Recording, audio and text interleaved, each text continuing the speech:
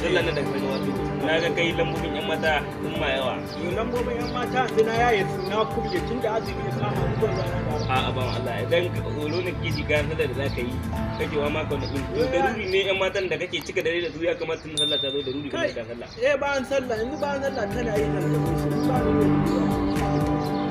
kenan yau da ce kake ba dole ne inda soyayya ta amana da aka ce yi so ba ruwan shi da kuɗi in za ka so mutum ka sai ka sani da ya tana tsakani da Allah za su yi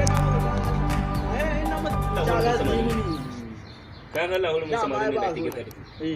hurumin ka ne ba hurumin iyaye yanzu da kace za ka mata da Allah kace kafi ne wani kai ni na bi raba ni ne kai hauli kai ban Allah ya isa din da ni ba hulmi na ba hulmin ka ne kai yawan gaida da kike da yan mata ni ban na gaida da yan mata to ina rana da yan mata ni yanzu ban da rana sai zalla ta kullun da nan gogal kullun da rana haka yanzu kuma sallar ta gabato ta ce kamata kayan zalla ka sa mata komi da komi kuma ta kira ta ce ka aika mata jika hamsin ta waya yoni wai ma da nake rike a ta alƙe ce na ni na jika wai alƙe riga ya kai mata da riga da aka yi yanzu da ba san ta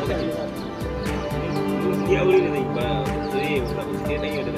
kai yanzu ni an kare da ni kai ake ciki ni la ya launi yanzu ka ba da kuɗin kafin